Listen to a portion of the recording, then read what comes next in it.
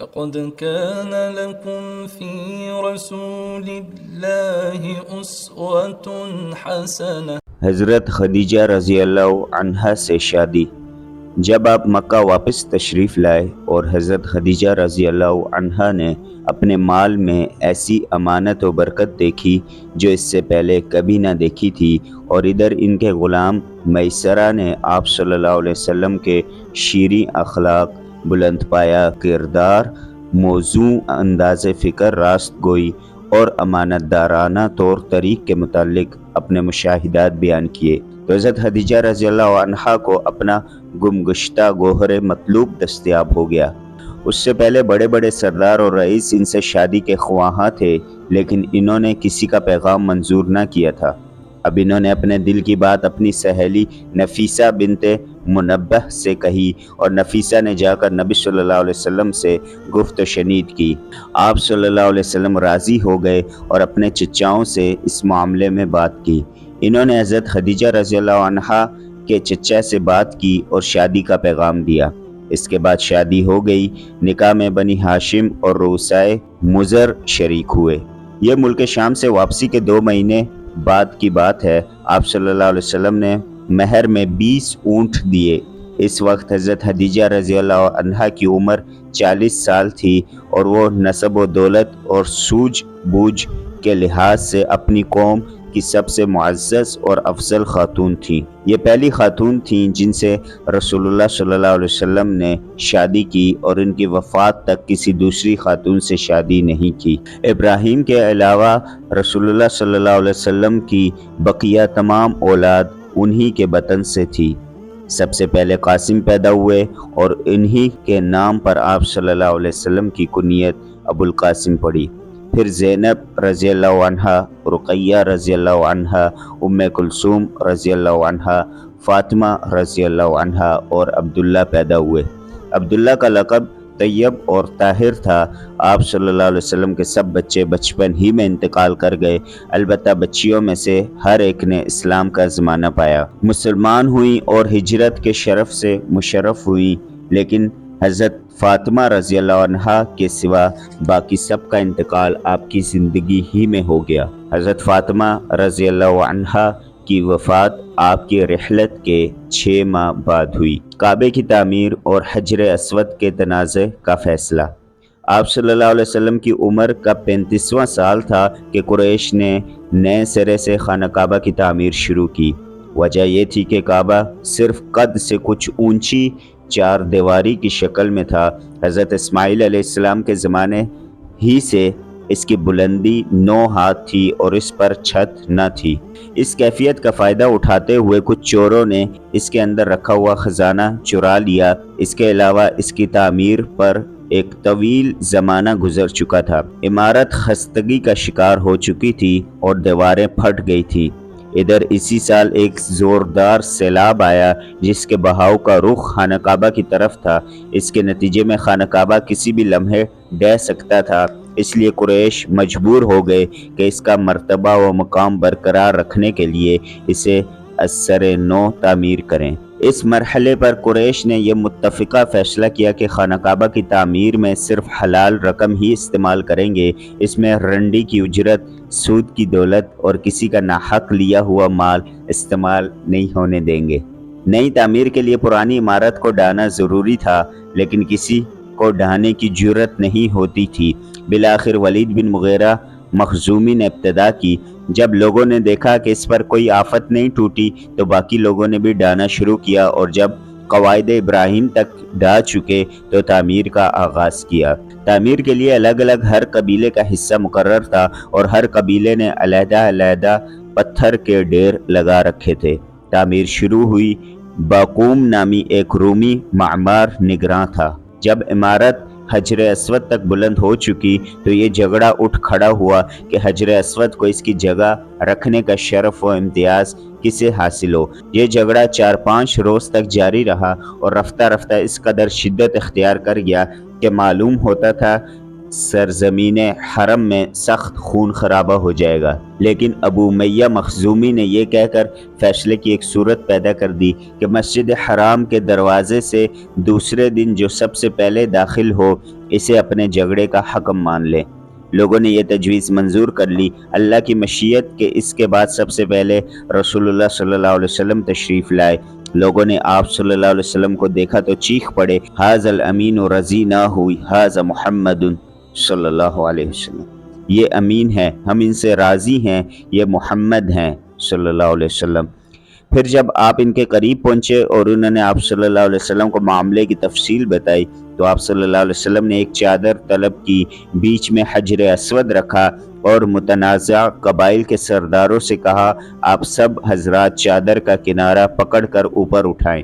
انہوں نے ایسا ہی کیا۔ جب چادر حجر اسود کے مقام تک پہنچ گئی تو آپ صلی اللہ علیہ وسلم نے اپنے دست مبارک سے حجر اسود کو اس کی مقرر جگہ پر رکھ دیا۔ یہ بڑا معقول فیصلہ تھا، اس پر ساری قوم راضی ہو گئی۔ ادھر قریش کے پاس مال حلال کی کمی پڑ گئی، اس لیے انہوں نے شمال کی طرف سے کعبہ کی لمبائی تقریباً 6 ہاتھ کم کر دی۔ یہی ٹکڑا حجر اور حتیم کہلاتا ہے۔ اس دفعہ قریش نے کعبے کا دروازہ زمین سے خاصا بلند کر دیا تاکہ اس میں وہی شخص داخل ہو سکے جسے وہ اجازت دیں۔ جب دیواریں 15 ہاتھ بلند ہو گئیں تو اندر 6 ستون کھڑے کر کے اوپر سے چھت ڈال دی گئی اور کعبہ اپنی تکمیل کے بعد قریب چوکور شکل کا ہو گیا۔ اب خانہ کعبہ کی بلندی 15 میٹر ہے۔ حجر اسود والی دیوار اور اس کے سامنے کی دیوار یعنی جنوبی اور شمالی دیواریں 10-10 میٹر ہیں۔ حجر اسود مطاف کی زمین سے 1.5 میٹر کی بلندی پر ہے۔ دروازے والی دیوار اور اس کے سامنے کی دیوار یعنی پورب اور پچھم کی دیواریں 12-12 میٹر ہیں۔ دروازہ زمین سے 2 میٹر بلند ہے۔ دیوار کے گرد نیچے ہر 4 جانب سے ایک بڑے ہوئے کرسی نما ضلع کا گھیرا ہے جس کی اوسط اونچائی 25 سینٹی میٹر اور اوسط چوڑائی 30 سینٹی میٹر ہے۔ اسے شاذروان کہتے ہیں۔ یہ بھی دراصل بیت اللہ کا جز ہے لیکن قریش نے اسے بھی چھوڑ دیا تھا۔ نبوت سے پہلے کی اجمالی سیرت۔ نبی صلی اللہ علیہ وسلم کا وجود ان تمام خوبیوں اور کمالات کا جامع تھا جو متفرق طور پر لوگوں کے مختلف طبقات میں پائے جاتے ہیں۔ آپ صلی اللہ علیہ وسلم اصابت فکر، دور بینی اور حق پسندی کا بلند مینار تھے۔ آپ صلی اللہ علیہ وسلم کو حسن فراست، پختگی فکر اور وسیلہ و مقصد کی درستگی سے حظ وافر عطا ہوا تھا۔ آپ صلی اللہ علیہ وسلم اپنی طویل خاموشی سے مسلسل غور و خوض، دائمی تفکیر اور حق کی کرید میں مدد لیتے تھے۔ آپ صلی اللہ علیہ وسلم نے اپنی شاداب عقل اور روشن فطرت سے زندگی کے صحیفے، لوگوں کے معاملات اور جماعتوں کے احوال کا مطالعہ کیا اور جن خرافات میں یہ سب لت پت تھی ان سے سخت بیزاری محسوس کی۔ چنانچہ آپ صلی اللہ علیہ وسلم نے ان سب سے دامن کش رہتے ہوئے پوری بصیرت کے ساتھ لوگوں کے درمیان زندگی کا سفر طے کیا، یعنی لوگوں کا جو کام اچھا ہوتا اس میں شرکت فرماتے ورنہ اپنی مقررہ تنہائی کی طرف پلٹ جاتے۔ چنانچہ آپ صلی اللہ علیہ وسلم نے شراب کو کبھی منہ نہ لگایا، آستانوں کا ذبیحہ نہ کھایا اور بتوں کے لیے منائے جانے والے تہوار اور میلوں ٹھیلوں میں کبھی شرکت نہ کی۔ آپ صلی اللہ علیہ وسلم کو شروع ہی سے ان باطل معبودوں سے اتنی نفرت تھی کہ ان سے بڑھ کر آپ کی نظر میں کوئی چیز مبغوض نہ تھی، حتیٰ کہ لات و عزیٰ کی قسم سننا بھی آپ کو گوارا نہ تھا۔ اس میں شبہ نہیں کہ تقدیر نے آپ پر حفاظت کا سایہ ڈال رکھا تھا۔ چنانچہ جب بعض دنیاوی تمتعات کے حصول کے لیے نفس کے جذبات متحرک ہوئے یا بعض ناپسندیدہ رسم و رواج کی پیروی پر طبیعت آمادہ ہوئی تو عنایت ربانی دخیل ہو کر رکاوٹ بن گئی۔ ابن اسیر کی ایک روایت ہے کہ رسول اللہ صلی اللہ علیہ وسلم نے فرمایا، اہل جاہلیت جو کام کرتے تھے مجھے 2 دفعہ کے علاوہ کبھی ان کا خیال نہیں گزرا، لیکن ان دونوں میں سے بھی ہر دفعہ اللہ تعالی نے میرے اور اس کام کے درمیان رکاوٹ ڈال دی۔ اس کے بعد پھر کبھی مجھے اس کا خیال نہ گزرا، یہاں تک کہ اللہ نے مجھے اپنی پیغمبری سے مشرف فرما دیا۔